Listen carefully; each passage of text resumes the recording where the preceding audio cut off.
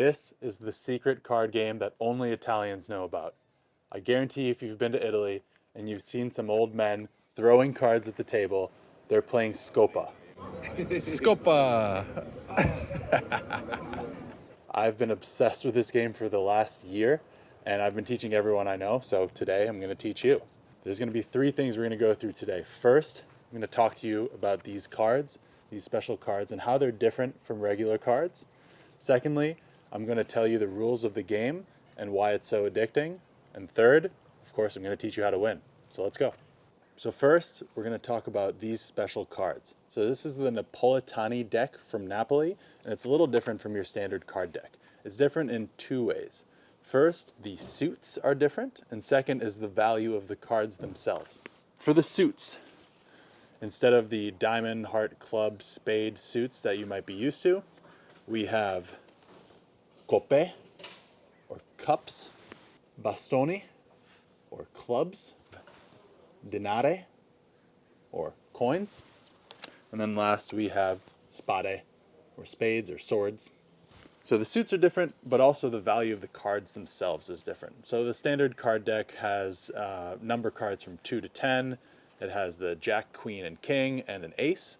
But the Napolitani cards are a little bit different. They have number cards from 1 to 7, and then 3 face cards. I'm going to walk you through the 3 face cards. After 7, you have the fante, or the knave, which is worth 8 points. Second face card is the cavallo, or the knight, which is worth 9 points. And then the third face card, of course, is the re, the king, who's worth the most points. He's worth 10 points. So 1 through 7 on the face, then you've got the knave at 8, the knight at 9, and the king at 10. You can buy these Napolitani cards in any tabacci in Italy. Also, if you have an Italian game store nearby, you should go support them. If not, we put a link in the description where you can buy them off Amazon and help support our channel. So now that you have the cards, let's learn how to play. So this is a game you can play with 2 to 4 players. We're going to start by shuffling the deck and then giving each player 3 cards. Then you're going to put 4 cards from the deck face up in the middle of the table. Then we're going to put the rest of the deck right next to the square here, and that's the deck that we're going to be drawing cards from. And each player is going to play in turn. The point of Scopa, when you take your turn in the game, is to match a single card from your hand to one or multiple cards in the middle exactly. For example, if I have a 6 card in my hand, like the 6 of denare, then if there is a card worth 6 or multiple cards that add up exactly to 6, so not more or not less, has to be exactly to 6, then I can take my 6, put it into the middle, and claim that one or multiple cards that add up to 6, and then put them to my side here face down. These cards are now out of play until the end of the game when we do scoring. Be careful. You can't use multiple cards from my hand like this 6 and a 2 to add up to some number to take values from the middle. Now, if you don't have a match in this way, where like you have no way of taking a card out of the middle, then you just have to take one of your cards and set it into the middle and add it to the square here. After your turn ends, you've either taken something out of the middle and put it to the side, or you've added a card to the middle, and now you take from the pile of the face down cards and add another card to your hand. So you have 3 cards again. If you happen to be able to take all the cards from the center during your move, then that's what's called a scopa. And you got to do it with some flair. So here I have a king. Here is a cavallo, a knight, and a 1. So that's 9 plus 1. And the king is 10. So I see that and I go, Scopa. When I take the Scopa cards and put them in my discard pile, I leave one of the cards face up next to it so I can keep track of how many Scopas I've had.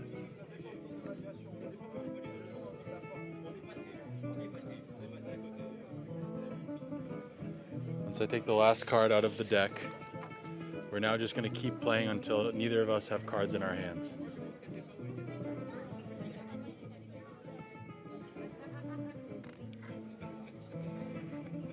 So now, since we have no more cards in our hands, but there's 1 card left, the last person who took from the middle, which is me, gets whatever is left in the middle. So those are the rules to gameplay in the classic Scopa. Next, I'm going to show you how to win or how to score this Scopa game once you get to the end of it. So we just finished our game, and now we're gonna do the scoring. There are two aspects to scoring. The first aspect is through Scopas. So I had one Scopa, which means I get 1 point for that. Mary had two Scopas, so she's got 2 points currently. And the other is winning certain categories of cards. And now we're gonna calculate the 4 different categories. First is total number of cards. I've got 12 cards. So Mary has 28 cards, so she gets a point for that. So now she has 3 and I have 1. If there's a tie between 2 players or 2 or more players, then each player gets a point. The second category that you can win is denare. So we're going to count only the denare, and we're going to see who has the most amount of denare. I have 3 denare. Mary has 7 denare. 7 is bigger than 3. She gets another point for that category. Again, if there's a tie among a couple people for the highest amount of denare, each person gets a point. The third is the most valuable card of the game, which is the 7 of denare. Whoever has the 7 of denare gets a point, which Mary has, so she gets another point. So now she has 5 points to my 1 point. The fourth category is a little bit more complex. It's called Primiera. So what we're gonna do is we're gonna find the highest value card from each of the 4 suits that we have at the end of the game. But the scoring for what the highest card is a little bit different in Primiera. A 7 is worth 21 points. A 6 is worth 18 points. A 1 is worth 16 points. A 5 is worth 15 points. A 4 is worth 14 points. A 3 is worth 13 points. A 2 is worth 12 points. And all other face cards are worth 10 points. So you're going to get your highest bastoni, highest coppe, highest denari, and highest spade.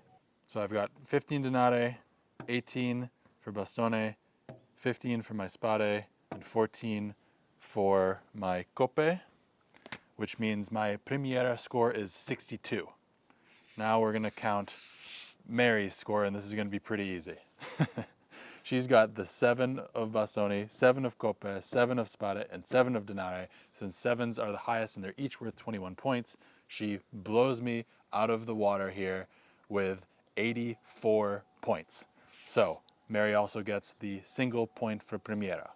So again, 1 point per Scopa, 1 point for each of the 4 categories: most cards, most denare, 7 of denare, and winning the Primiera. So that's it. So I take my defeat and we keep playing until one of us reaches 11 cumulative points. We keep adding the points until someone gets to 11.